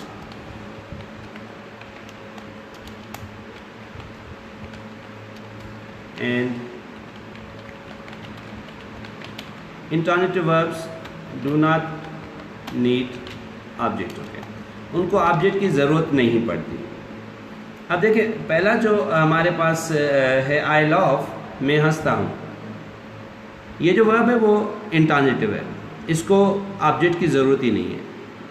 अब ऑब्जेक्ट है क्या? ट्रांजिटिव का मतलब होता है मुंतकिली, मुंतकिली, एक स्टेज से दूसरे स्टेज पे मुंतकिली। अब आप ये देखना चाहते हैं कि वर्ब ट्रांजिटिव है या इंट्रांजिटिव है ना, आप सिर्फ उस वर्ब के बाद व्हाट का क्वेश्चन उठाएं, खुद ब खुद आपको पता चल जाएगा कि ये वर्ब ट्रांजिटिव या इंट्रांजिटिव। आई लव, मैं हंसता हूँ, what I love. I sleep, मैं सोता हूँ, इसकी किसी ऑब्जेक्ट की ज़रूरत नहीं है। शी ड्रीम्स, इसको किसी ऑब्जेक्ट की ज़रूरत नहीं है। She dreams what she dreams. He comes, वो आता है, क्या वो आता है। दे गो, इसके बाद आप वो व्हाट कहें, what, they go what they गो, बस। जो अब इंट्रांजिटिव जो वर्ब होगा, उस जो ट्रांजिटिव वर्ब होगा उसके बाद जो ही आप व्हाट का क्वेश्चन करेंगे तो आपको कोई ना कोई चीज़ रखनी पड़ेगी। ही ईट्स, मिसाल के तौर पे हम कह रहे हैं कि ही ईट्स, अब यहाँ पे आप क्वेश्चन करें व्हाट, वो खाता है, क्या खाता है, ही ईट्स ए मैंगो, अच्छा मैंगो खाता है। अब ईट का अमल किस पे ट्रांजिशन हुई, किस पे मुंतकिली हुई, मैंगो के ऊपर। They play what, they play what, they play cricket, अच्छा क्रिकेट, तो किस पे मुंतकिली हुई, दैट इज क्रिकेट, क्रिकेट पे मुंतकिली हुई। शी रीड्स, वो पढ़ती है, क्या, शी रीड्स अ न्यूज़पेपर, अच्छा न्यूज़पेपर, तो किस पे मुंतकिली हुई, न्यूज़पेपर पे ऊपर। देखें ये जितने भी हैं इनको ऑब्जेक्ट चाहिए, क्योंकि इनको ऑब्जेक्ट चाहिए, तो जब ऑब्जेक्ट का जिक्र आज ऑब्जेक्ट आ गया तो इसको फिर जो है ना हम आगे ले जाएंगे। जब आगे ले जाएंगे तो हमें जो है ना इसका अपना पैसिव बनाना पड़ेगा, और जो वर्ड इंट्रांजिटिव वर्ब हैं उनके पास ऑब्जेक्ट होते ही नहीं है, और जब ऑब्जेक्ट होता नहीं है तो उसका पैसिव होते ही नहीं है। अब ये जो सेंटेंस कहते हैं एक अजीब किस्म का बनाया जाता है कि आई गो टू कराची, और इसका एक पैसिव बनाया जाता है बड़ी अंग्रेज़ी के साथ जो है ना वो होता है the act of going to Karachi is done by me, ठीक है। इस तरह की एक जो है ना वो शोला बयानी के साथ जो है ना वो एक्टिव और पैसिवाइज किया जाता है कि दैट इज़ इनएप्रोप्रिएट, ओके, ये गलत होता है। क्योंकि आप देखें ना गो जो है ना वो इंट्रांजिटिव वर्ब है, उसके पास ऑब्जेक्ट है ही नहीं। टू कराची इसका कॉम्प्लीमेंट है, ऑब्जेक्ट थोड़ा ही है। आई गो टू कराची इसका कॉम्प्लीमेंट है, तो जब ऑब्जेक्ट है ही नहीं तो पैसिव कैसे होगा। दे प्ले क्रिकेट, प्ले क्या हो रहा है, क्रिकेट हो रही है, क्रिकेट इसका ऑब्जेक्ट है। लेकिन दे गो टू कराची, ये टू कराची ऑब्जेक्ट नहीं है, ये उसका जो है ना वो। अगर आप कहें कि शी ड्रीम्स बफेलोज, तो वो जो देखती है वो बफेलोज उसका कॉम्प्लीमेंट है, ओके। तो इस सेंस के अंदर वो ड्रीम का ऑब्जेक्ट नहीं है, वो उसका कॉम्प्लीमेंट के तौर पे काम करे। तो इसी तरह के सेंटेंस जिसमें वर्ब इंट्रांजिटिव होते हैं उसमें ऑब्जेक्ट होते ही नहीं है, तो जो है ना वो फिर उसका पैसिवाइज नहीं होता। और जहाँ पे वर्ब ट्रांजिटिव होता है उसके पास जो है ना इट इज़ इनकरेक्ट, ओके। सो ये जो the act of going done by Karachi, I go to Karachi, the act of the done by Karachi. Let me make it read, इसको read करके आपको बता दूं कि please avoid this type of things, क्योंकि जब हम पैसिव हम हमेशा तब करते हैं जब हमारे पास जो है वो स्ट्रक्चर्स होते हैं। So we just use the passive method. Thank you very much. It was a really tricky and very technical discussions, and I enjoyed a lot to talk about this active and passive voice and different tenses structure, because अब इन तमाम चीज़ों को एक class में cover करना थोड़ा मुश्किल ज़रूर होता है, और लेकिन मैं बेसिक्स डिस्कस कर ली आपके साथ। इसका एक्टिव और पैसिव का जो टेक्निकल यूज़ है, अगर आप उस पर फोकस करेंगे you will use it in your language appropriately. आप इसको प्रॉपर्ली अपनी लैंग्वेज में इस्तेमाल करेंगे और इसका से जो एक्चुअल उसका काम है वो आप ले पाएंगे। तो ये चीज़ I think is clear to you. अब हम आते हैं जो है ना वो रीडिंग के सेशन की तरफ। Syntax is over. Now come to the area of semantics. Or semantics may we will go to the reading session, and it's your time for reading. Okay, please come on and focus on your reading.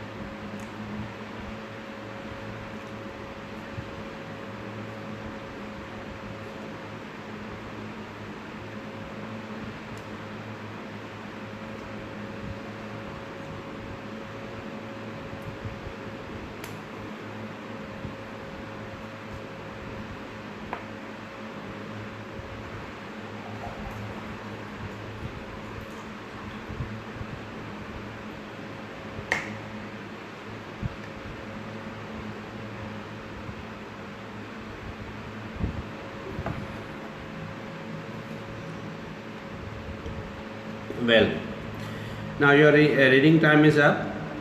Today we are going to read. This is just a short story, as a synopsis, not a story, but a synopsis of one of the classics of English literature, War and Peace. This is a classic novel by Leo Tolstoy. ये लियो Tolstoy का एक masterpiece है और बड़ा जो है वो शाहकार है अदब की दुनिया का। पिछले एक में मैंने आपसे रासिलास के बारे में बात की थी उस क्लास में, उस हमने रीडिंग के लिए चुना था। तो इस क्लास में हमने जो है ना आज की क्लास में वार एंड पीस को चुना। The novel war and peace, चूँकि देखिए ये नावल उसका नाम है तो मैंने इसको इटैलिक में लिखा है। इटैलिक होता है जो हम इसको टेढ़ा करके लिखते हैं, मैंने इटैलिक लिखा है और दोनों तरफ से इसको कामा से सेपरेट किया है। चूँकि ये जो द नावल आगे कामा के बाद फिर उसी को ही हमने जो है ना वो क्लियर बताया, उसकी एडिशनल इन्फॉर्मेशन की है। ये जो एक किस्म का सब क्लास के तौर पे मैंने यहाँ पे ऐड किया है उसका नाम, और दोनों तरफ से कामा से उसको सेपरेट किया है ताकि मेरा जो सेंटेंस कंटिन्यू हो जाए। वो क्या होगा, the novel narrates the story. Narrate जो है ना वो नावल का सब्जेक्ट बनेगा, जो है ना वो का वर्ब बनेगा। लेकिन वार एंड पीस दरमियान में दोनों तरफ से कामा से सेपरेट होकर टूट गया। अब जो है ना ये उसकी इन्फॉर्मेशन दे रहा है और बाद में सेंटेंस अपना जो है ना नावल के बाद कामा से दोबारा कंटिन्यू होगा। तो ये सेंटेंस हो जाएगा द नावल नेरेट्स द स्टोरी। चूँकि अब यहाँ पे द नावल क्यों लगाया गया, द हम मखसूस लगाते हैं। अब मखसूस किसका जिक्र करें, आगे वार एंड पीस खड़ा है तो हमने वहाँ पे द लगाकर उसको स्पेसिफिक करके और ये सेंटेंस कंप्लीट किया है। नेरेट्स द स्टोरी ऑफ रशिया की कहानी बताते हैं। The German army attacked on Russia, यदि शॉर्ट सेंटेंस यूज़ किया गया। द जर्मन आर्मी, जर्मन की आर्मी ने अटैक किया। अटैक के बाद ऑन जो है ना फिक्स प्रेपोजिशन लगाया गया, अटैक डाउन रशिया, रशिया पे हमला किया। सिंपल सेंटेंस है और ये ऊपर वाला भी सिंपल सेंटेंस है, ये भी सिंपल सेंटेंस है, दोनों सिंपल सेंटेंस है। द रशियन जनरल, अब वो Russian general who commanded the army, अब एक और सब क्लास आपके सामने यूज़ हो रहा है। इस तरह के ये जो हम सब क्लास यूज़ करते हैं इसको देखें दोनों तरफ से कामा से सेपरेट किया जाता है क्योंकि ये एडिशनल इन्फॉर्मेशन देते हैं और सेंटेंस जो होता है वो फिर आगे कंटिन्यू रहता है। अब क्या होगा, the Russian general was considered, the Russian general was considered. अगर इस सेंटेंस को आप कंटिन्यू करेंगे ना तो ये जो कामा से टूटा था ना, इस कामा के बाद दोबारा जुड़ जाएगा, ये सेंटेंस हो जाएगा the Russian general was considered stupid in it. दरमियान में ये जो सब क्लास है ना, सब क्लास ये जो हमने डाला है, जो मैंने आपको दो क्लास जो ना आपको बताए थे, एक सबऑर्डिनेट क्लास, एक कोऑर्डिनेट क्लास। कोऑर्डिनेट क्लास वो होता है जो इंडिपेंडेंट होता है, लेकिन सबऑर्डिनेट क्लास जो होता है वो जब अपने इंडिपेंडेंट क्लास के साथ होते हैं तो मीनिंग देता है, लेकिन जब उसे हट जाता है तो बेमानी हो जाता है। अगर अकेला हम कहें कि जो आर्मी की कमांड करता था, जो आर्मी की कमांड करता था, अकेला अगर हम ये बोलेंगे तो इससे कोई मतलब नहीं निकलेगा। अगर आप किसी बंदे को बताएं जो आर्मी की कमांड करता था, जो आर्मी की कमांड करता था, तो वो कहेगा क्या है, मतलब क्या आप कहना चाह रहे हो। लेकिन द रशियन जनरल, वो Russian general who commanded the army, जो आर्मी की कमांड कर रहा था, was considered stupid, idiot, nonsensical और फूलिश। ये जो मैंने यहाँ पे से लगाए ये एडजेक्टिव हैं और ये वो एडजेक्टिव हैं जो डिफरेंट एडजेक्टिव हैं। ये एक ही जो है ना वो एडजेक्टिव नहीं है, लेकिन ये तीन डिफरेंट एडजेक्टिव्स लगाए गए। तो यहाँ पे मैंने सीरियल कॉमा का इस्तेमाल किया है। सीरियल नाउन और सीरियल कॉमा को सेपरेट करने के लिए हमें जो है ये कॉमा दिए जाते हैं। Was considered stupid, comma idiot, nonsensical. कुछ ऐसे एडजेक्टिव्स होते हैं जो जिनमें आप कामा नहीं दे सकते। मिसाल के तौर पे मैं कहूँ कि I purchased white leather wearing cap, I purchased white leather wearing cap. तो अब देखें इसमें कैप को एडजेक्टिव, अब वाइट भी एडजेक्टिव है, लेदर भी एडजेक्टिव है, वेयरिंग भी एडजेक्टिव है, कैप नाउन है। अब इस सेंटेंस में तीन एडजेक्टिव है, लेकिन यहाँ पे आप जो है ना कॉमा नहीं देंगे क्योंकि ये तीनों एडजेक्टिव मिलकर जिस नाउन को क्वालिफाई कर रहे हैं ना वो कैप है। तो वहाँ पे हम ये नहीं कहेंगे white comma leather comma wearing, no, वहाँ पे हम कहेंगे I purchase white leather wearing cap. लेकिन यहाँ पे जो ये एडजेक्टिव है कि he is stupid comma idiot and nonsensical, ये अलग-अलग एडजेक्टिव है। तो ये सीरियल कामा कहलाती है और सीरियल कामा जब हम लास्ट में आ जाते हैं तो हम उसमें फिर इसको जो है ना वो नहीं लगाते। अगर यहाँ पे हम एंड लगाते तो हम जो है ना वो अगर एंड अगर लगाए कि एंड फूलिश तो हमें फिर जो है ना यहाँ पे अब लास्ट कामा नहीं दी गई, कंसीडर के बाद stupid comma idiot nonsensical and foolish. He order Russian army to retreat, he ordered Russian army to retreat. इसने आर्मी को क्या ऑर्डर दिया कि जी आप पीछे हटे, retreat.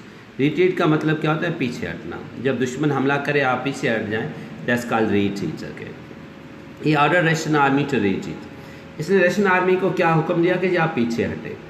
When German troops were marching forward, when German troops were marching, ये देखिए पास्ट कंटिन्यूस टेंस है। जब जर्मन ट्रूप्स आगे बढ़ रहे थे, marching forward, forward, forward backward, forward backward, इसको फॉरवर्ड ना कहें, forward, forward and backward. So when they were moving, marching forward, Russian army was retreating. German की फौज जब आगे बढ़ रही थी तो रशियन आर्मी पीछे जा रही थी, पीछे हट रही थी, retreating. While retreating Russian army burned crops. जब वाइल रिट्रीटिंग, अब देखिए ये जो मैंने आपको प्रेजेंट पार्टिसिपल का इस्तेमाल बताया था, जब पीछे हटते हुए, जब वो पीछे हट रहे थे ना, वाइल रिट्रीटिंग, जब वो पीछे हट रहे थे, Russian army burned, Russian army ने क्या किया, जला दिए क्रॉप्स, जितने भी फसल थे उनको जला देते। पॉइजन वेल, जो पानी के पीने के पानी के जो कुएं होते उसमें जहर डाल देते। And destroyed everything which could help German.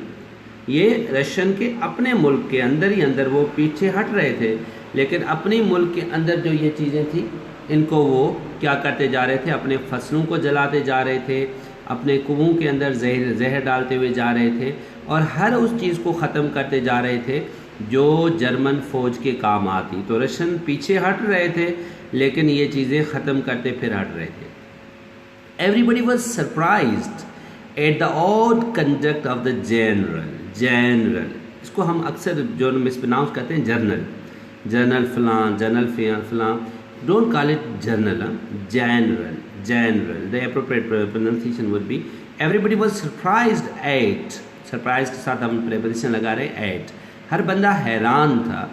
At the odd conduct, odd यहाँ पे एडजेक्टिव है, ऑड का मुराद है अजीब गरीब, ये जो रवैया था, odd conduct of the general, the way this general was, okay, जिस तरीके से ये जनरल जो है ना वो अब बिहेव कर रहा था, अपने मुल्क के कुओं में जहर डालना, अपनी ही फसलों को जलाना, तबाह करना। Everybody was surprised at the odd conduct of the general, general के इस अजीब रवैये पे सब लोग हैरान थे। देन दे आर सेट इन, जब भी कोई मौसम आता है तो हम ये वर्ब लगाते हैं सेट इन, फ्रेजल वर्ब है, मौसम का आना, सेट इन। फिर जो है ना वहाँ पे वो आया, वो मौसम आया, केम टिपिकल विंटर ऑफ रशिया, वो मखसूस किस्म की सर्दी जो रशिया की होती है, वो मौसम, सर्दी का मौसम जो है ना, मखसूस किस्म की सर्दी का मौसम शुरू हुआ। What the general had been waiting, जिसका ये जनरल इंतज़ार कर रहा था। यहाँ पे देखिए मैं हैड बीन क्यों लगा रहा हूँ, क्योंकि वो ज़्यादा अरसे से उसका इंतज़ार कर रहा था, तो मैंने यहाँ पे ये नहीं कहा कि वाज वेटिंग, मैंने यहाँ पे लगाया हैड बीन वेटिंग। याद करें मैंने आपको बताया कि सिंपल कंटिन्यूस हम थोड़ी देर के लिए लगाते हैं और परफेक्ट कंटिन्यूस ज़्यादा देर के लिए लगाते हैं। अब इतने दिनों से ये सब कुछ हो रहा था और ये जनरल क्या कर रहा था, हैड बीन वेटिंग। अगर यहाँ पे हम लगा दें कि जनरल वाज वेटिंग तो फिर वो मफहूम, वो सेंस नहीं निकलेगा जितने दौराने से अरसे से वो इंतज़ार कर रहा था। हैड बीन वेटिंग एंक्शसली, बड़ा बेताबी से इंतज़ार कर रहा था। अविजली, अविली होता है बेताबी के साथ, हम किसी के लिए कहते हैं जी आप कब आएंगे, we are avidly waiting for you, हम बेताबी से आपका इंतज़ार करें, we are anxiously waiting for you. So he had been waiting anxiously, okay. And in the snow covered everything, snow ने हर चीज़ को, बर्फ़ ने हर चीज़ को ढांप दिया। Temperature fail into minus, okay, temperature जो है ना वो माइनस की तरफ चला गया और temperature fell to minus degree, और जो टेम्परेचर था वो माइनस की तरफ चला गया। German were not use to living in fighting in such a horrible winter. अच्छा, जर्मन जो लोग थे, जर्मन वर नॉट, अच्छा जर्मन जो लोग थे वो इस चीज़ के आदी नहीं थे। German were not use to living, use to आदी होना, ये देखें ना, यूज टू मैंने आपको मॉडल वर्ब में बताया था किस चीज़ का आदी होना, और सर एक मॉडल वर्ब बताया था जो माजी की आदत के लिए हम यूज़ करते हैं, जो माजी की कोई भी हैबिट आप करते थे और अभी आपने छोड़ दी। आई यूज टू प्ले क्रिकेट, मैं क्रिकेट खेला करता था, वो जो है ना वो मॉडल वर्ब है, पास्ट हैबिट के लिए यूज़ होता है। दूसरा मैंने वहीं आपको बताया था कि यूज टू को हम यूज़ करते हैं एडजेक्टिव के तौर पे। अगर मैं आपसे पूछूं जी आप इतना जल्दी कैसे उठ जाते हैं, आपने कहा मैं जी इसका आदी हूँ, I am use to it. या ये इतनी ख़तरनाक गाड़ी कैसे चला लेता है, जी ना अभी ये इसके आदी हो गए, they are use to it. ये मौत के कुएं के अंदर जो है ना वो किस तरीके से बाइक चला लेते हैं, बस उनकी प्रैक्टिस हो गई है, वो इसके आदी हैं, they are use to it. अच्छा, यूज टू, फिर देखिए ट के बाद ट प्रेपोजिशन है, प्रेपोजिशन के बाद जो वर्ब आता है ना वो हमें फिर किस फॉर्म में रखना पड़ता है, फोर्थ फॉर्म के अंदर। पहली भी क्लासेस में मैंने बताया था कि whenever we use this, okay, we were not use to living, जो है ना वो रहने के जो है ना वो आदी थे। The German were not use to living in a fighting, German वाले इस चीज़ के आदी नहीं थे। प्रेपोजिशन के बाद वर्ब हमेशा अपनी फोर्थ फॉर्म में जाता है, यूज टू लिविंग। ट के बाद हम यहाँ पे ये लगा रहे हैं। ये चीज़ मैंने आपको वहाँ भी बताई थी कि I look forward to meeting you. लोग लिखते हैं कि I look forward to meet you, नहीं, फॉरवर्ड के बाद आपने प्रीपोजिशन डाला है।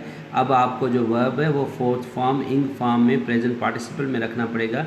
Used to living, used to fighting, या जो है ना I look forward to meeting, तो यहाँ पे they were not used to, वो उसके आदि नहीं थे।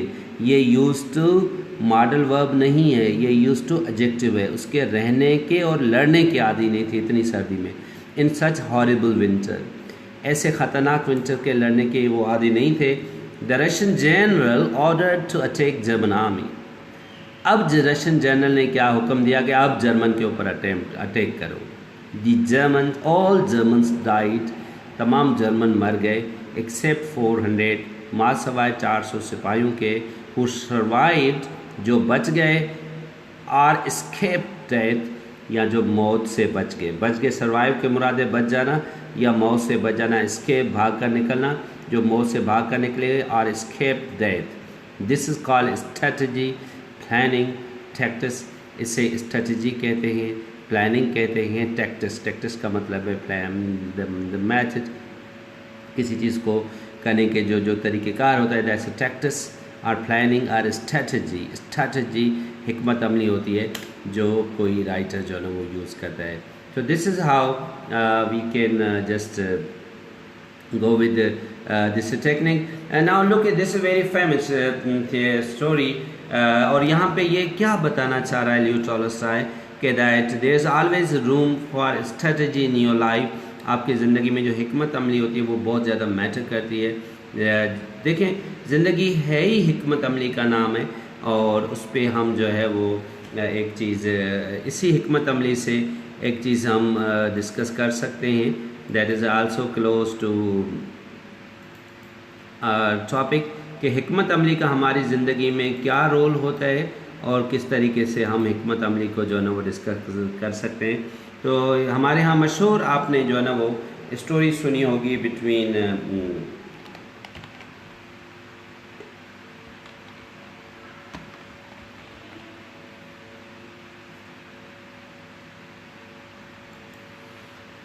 अब जो ये बड़ी मशहूर कहानी है हमारे यहाँ कि स्ट्रेटजी का क्या रोल होता है कि ये रैबिट एंड टर्टल। एक ज़माने की बात है, once upon a time there was a race between rabbit and turtle, चूहे और इसमें खरगोश और कछुए में मुकाबला हुआ।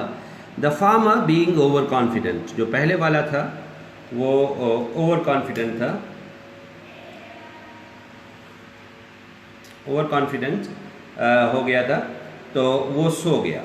The farmer being overconfident sleeps, whereas the latter keeps moving, और जो दूसरा है वो अपना घूमता रहता है, चलता रहता है, और नतीजा ये होता है कि वो जीत जाता है।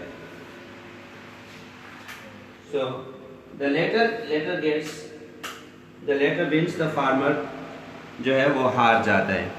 अब being overconfident sleeps, खरगोश सो गया, where the latter keeps moving, कछुआ चलता रहा, slowly to the destination, अपनी मंजिल के चलता गया, and reach और पहुंच जाता है।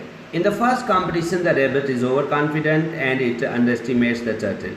पहला जो मुकाबला हुआ उसमें जो रैबिट था वो क्या था, ओवर कॉन्फिडेंट था, उसने टर्टल को अंडर एस्टिमेट किया। अंडर एस्टिमेट करने का मतलब होता है कि किसी को आप कम समझे कि ये क्या मुकाबला करेगा, और नतीजा क्या हुआ, as a result the turtle wins, कछुआ जीत गया। स्टोरी का सबक क्या सीखा आपने? स्टोरी का सबक ये आया कि slow and steady always wins the race, कि आप आस्ता आस्ता काम करते रहो और जो है ना वो ज़िंदगी में कामयाब हो जाओगे। किसी को, और हमने क्या सीखा कि अंडर एस्टिमेट किसी को भी ना करो। अगर आप कोई समझते कोई चीज़ नहीं है तो ये आपके गलत है, आप किसी भी बंदे को ज़िंदगी में अंडर एस्टिमेट ना करो। चलो जी, पहली रेस हुई, अब दूसरी रेस हुई। In the second race rabbit has a strong realization. अब खरगोश को शदीद किस्म का एहसास हुआ कि यार मैं उसे कछुआ जीत गया, अब इसमें मोटिवेशन है, अब इसमें एक्चुअलाइजेशन है कि जी आई वांट टू विन। इसने कहा दूसरा मुकाबला होगा। खरगोश ने कहा ठीक है, और जो ही मुकाबला शुरू हुआ तो कछुए ने कहा ठीक है। जो ही मुकाबला शुरू हुआ, कछुए ने मुश्किल से 2-3 कदम उठाए, तब तक खरगोश अपनी मंजिल पे पहुंच गया, क्योंकि अब इसको एहसास था कि जी कछुआ मुझसे जीत गया। It speeds up and wins, और दूसरी मरतबा खरगोश जीत जाता है। और सबक क्या सीखा? What is the moral? Slow and steady doesn't always wins the race. सबक हमने ये सीखा कि हर वक्त ये भी नहीं होगा कि आप स्लो स्लो टुक टुक करते रहें और जीत जाएं। जब लोगों में रियलाइजेशन होगी, मोटिवेशन होगी, तो फिर मुकाबला टफ हो जाएगा। चलें जी, अब तीसरी मुकाबला हुआ, जब अब कछुआ हार गया, कछुए ने कहा तीसरा मुकाबला होगा। टर्टल ने अपना खरगोश ने कहा इट्स ओके, मैं रेडी हूँ। In the third competition the turtle chooses the way based on ground and water. लेकिन जब तीसरा मुकाबला हुआ तो खरगोश ने कछुए ने कहा कि इस मरतबा रास्ते का तयन मैं करूँगा। तो खरगोश तो जीत में खुश था ना, मस्त था ना, उसने कहा जी भले आप रास्ते का तयन करें। तो कछुए ने क्या किया, ऐसा रास्ता चुना जिसमें थोड़ा मैदान था, बाकी पानी था। तो मैदान से तो ठीक है, खरगोश उससे आगे निकल गया, लेकिन जब पानी की बात आई तो खरगोश वहाँ पे चुप करके खड़ा हो गया। कछुआ आस्ता आस्ता आया और फिर पानी में गुजर कर जीत गया। So the turtle wins. और moral is that use strategy. आप हिकमत अमली इस्तेमाल करो ज़िंदगी में जीतने के लिए। जब आपके सामने कंपटीशन टफ है, अब आप you need a skill, you need a strategy. अब खरगोश ने देखा कि यार कछुए ने रास्ता ऐसा चुना जिस पे पानी था और मुझसे जीत गया। अब खरगोश ने कहा चौथा मुकाबला होगा, इन द फोर्थ। अब इस टाइम रास्ता किसने चुना? अब खरगोश ने चुना। तो खरगोश ने ऐसा रास्ता चुना जिसमें अप्स एंड डाउन बहुत ज़्यादा थे। अभी कछुआ जो ना बड़ी मुश्किल से थोड़ी चला था, उससे एक अप डाउन पे भी नहीं चल पाया, लेकिन तब तक खरगोश जो ना वो उसे जीत कर चला गया। In the fourth competition the rabbit chooses the way based on ups and down, a hilly path, and it wins. तो अब जो उसने रास्ता चुना है that's a hilly पॉथ, it's ups and down, और वो जीत गया। और मॉरल क्या था? मॉरल ये था कि काउंटर स्ट्रेटजी। उसने स्ट्रेटजी यूज़ की थी ना कछुए ने, पानी वाली, इसने उसी हिकमत अमली के ख़िलाफ़ काउंटर स्ट्रेटजी, दूसरी हिकमत अमली जुड़ी। अब 2 रेस कछुआ जीत चुका है, 2 रेस जो है वो अपना खरगोश जीत चुका है। अब वहीं खड़ा हुआ एक बंदा, वो कहता है कि जी अब जो मुकाबला होगा उसका रास्ता मैं तयन करूँगा। अब इस मरतबा रोड पे पानी भी है और रोड पे अप्स डाउन भी है। In the fifth race the road consist of the both hills and waters. The rabbit carries the turtle through hilly areas. तो जब पहाड़ी एरिया है जो अप्स एंड डाउन है, वहाँ पे रैबिट उसको उठाता है, कछुए को। Whereas the turtle carries the rabbit across the water. और जब पानी आता है तो कछुआ जो है ना उस रैबिट को उठाता है, और नतीजा क्या होता है? Team work, cooperation. तो ये जो सिंपल कहानी हमने सुनी थी कि slow and steady wins the race, उसका फिर मैंने आपको दूसरा पहलू भी बताया था कि slow and steady doesn't always wins the race if the people have motivations and actualization. फिर जीतने के लिए यू यूज़ स्ट्रेटजी, तो अगले वाले यूज़ करते हैं काउंटर स्ट्रेटजी। और आज का जिस दौर में हम रह रहे हैं, ये दौर हमारा वो 5वीं सूरत हाल का है। Today we are living in a situation where we can not only live. आप सिंपल 1 पॉइंट से ज़िंदगी नहीं गुजार सकते कि अगर आप सोचें कि slow and steady always wins the race. No. दूसरी बात ये भी नहीं है कि सिर्फ आप जो है ना वो इंडिविजुअल अपनी ज़ात की हिसार में रह कर और दूसरों को कुचलते आगे बढ़ते जाएं। ठीक है, स्ट्रेटजीज एंड काउंटर स्ट्रेटजीज। आज जिस दौर में हम रह रहे हैं, we are living in the age of cooperation. ये वो दौर है जिसमें हमें कोऑपरेशन की ज़रूरत है। कोई अकेला बंदा, कोई अकेला फ़र्द, कोई अकेला इदारा भी कुछ नहीं कर सकता। अगर कोई है तो उसकी खामख्याली है। दिस इज़ द टाइम जब हमें जो है ना वो मिलकर जो टीम की ज़रूरत होती है, कोऑपरेशन की ज़रूरत होती है। ठीक है, मुझे अंग्रेज़ी आती है और आपको कंप्यूटर स्किल आते हैं, दूसरे को वेबसाइट्स के स्किल्स आते हैं, हम सब मिल जाते हैं तो वो अंग्रेज़ी, कंप्यूटर स्किल, वेबसाइट के स्किल्स और सब चीज़ें मिलकर एक खूबसूरत प्रोडक्ट को जन्म देते हैं और इस तरीके से ज़िंदगी आगे बढ़ती रहती है। I would conclude my discussion with this very beautiful term of cooperation and teamwork. And yes, this language system is also a cooperation and teamwork. Hope we enjoy this session. Thank you very much for your time and interest. और जो अब next session होगा, आज verb को हमने conclude किया after this long 6 or 7 sessions. मैंने पहले बताया था ये बहुत जो है ना वो अब जो नेक्स्ट हमारी क्लास होगी that will be about adverb. Till that take good care of yours and your surrounding, and I hope you would use that all material and time properly and positively. And see you day after tomorrow. Allah Hafiz. Bye bye. Thank you very much.